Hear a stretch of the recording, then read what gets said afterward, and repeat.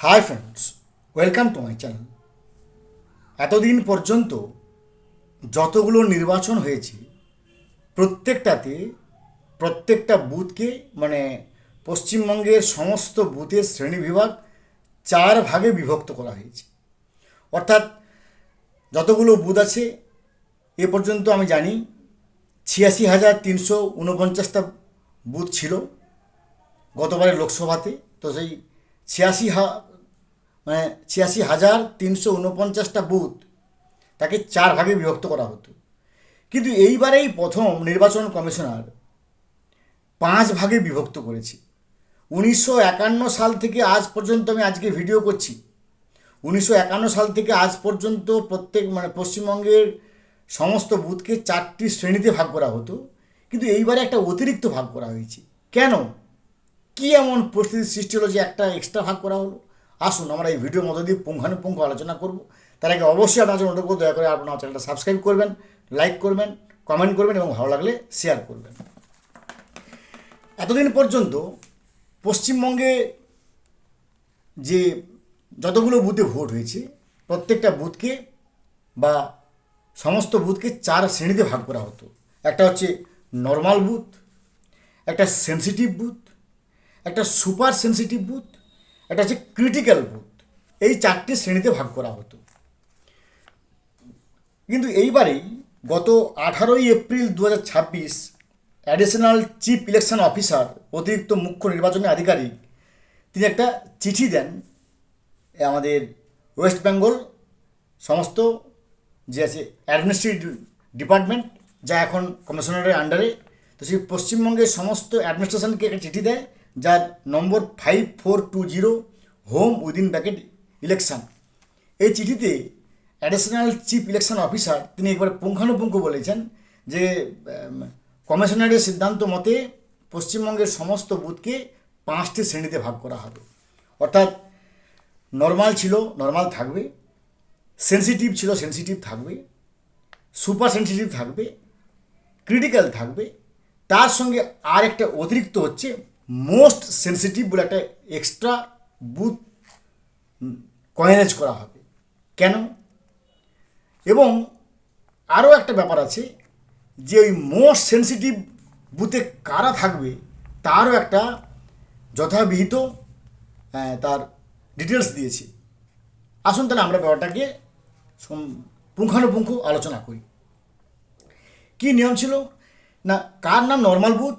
না, normal booth সেগুলো যেগুলোতে জীবনে কোনো দিন এ পর্যন্ত কোনো সমস্যা হয়নি, গণ্ডগোল হয়নি, অশান্তি হয়নি, যেখানে বিরোধী পার্টি এবং শাসক দল একসঙ্গে বন্ধু থাকে, যার সম্বন্ধে কোনো সামান্যতম কোনো অভিযোগ পড়েনি, সেগুলোর নাম হচ্ছে নর্মাল বুথ।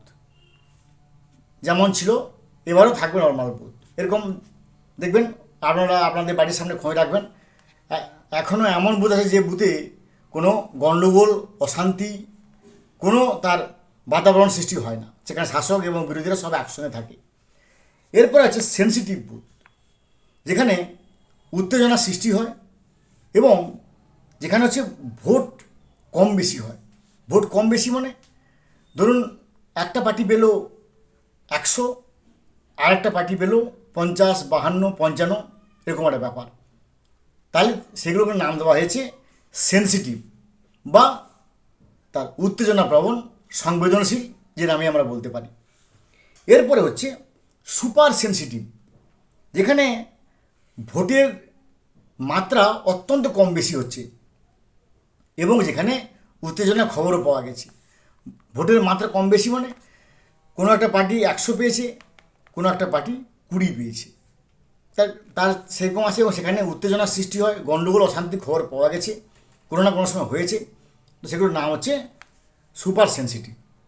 এরপর ক্রিটিক্যাল। কার নাম ক্রিটিক্যাল? না, যেখানে ভোটের মাত্রার অত্যাধিক হয়, একজন পার্টি পেয়েছে 700, একজন পার্টি পেয়েছে 2, সেগুলোর নাম হচ্ছে ক্রিটিক্যাল বুথ দেওয়া হয়েছে। এবং যেখানে মারামারি, অশান্তি, গুলিগোলা ইত্যাদি চলেছে, এগুলোর নাম হচ্ছে ক্রিটিক্যাল। এর সঙ্গে এইবার একটা নতুন সৃষ্টি করেছে কমিশনার, যেটা 1951 সাল থেকে আজ পর্যন্ত, আমি আজকে ভিডিও করছি, আজ পর্যন্ত ছিল না।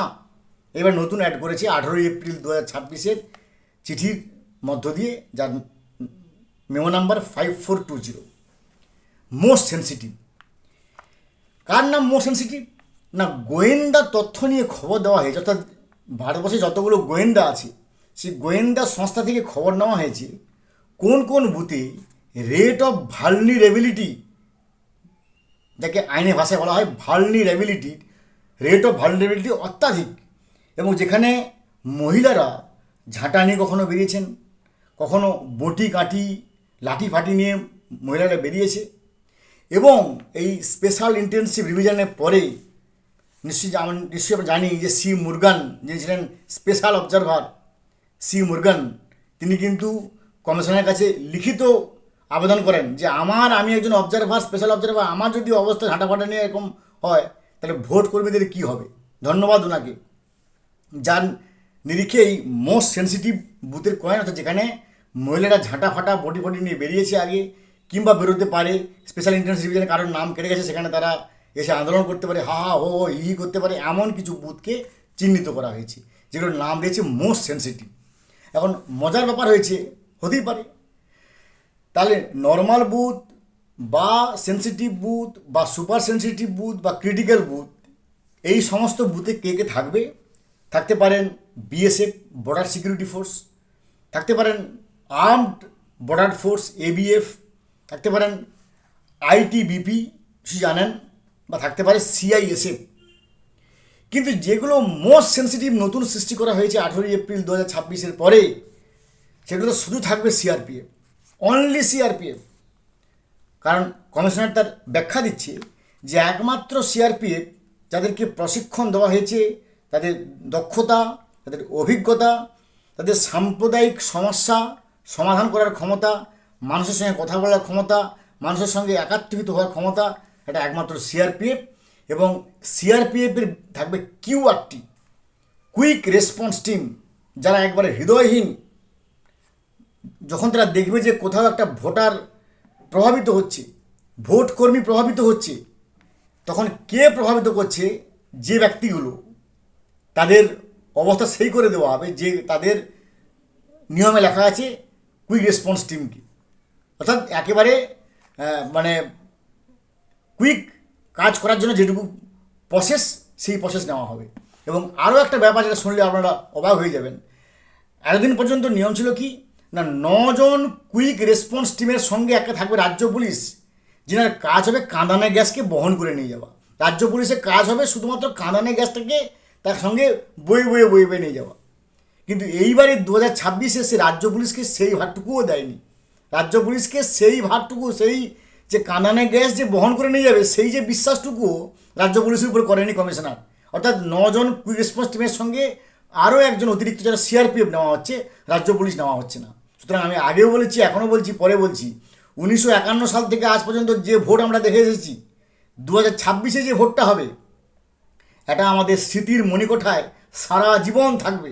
কারণ এটা সম্পূর্ণ আলাদা এবং চক্রব্যূহের মতো পদ্ধতি করা হচ্ছে, যেখানে হয়তো কেউ ঢুকে পড়তে পারে, কিন্তু বেরোনো এক প্রকার মানে কঠিন বলবো না, অসম্ভব। ভালো থাকুন, have a good day, thanks.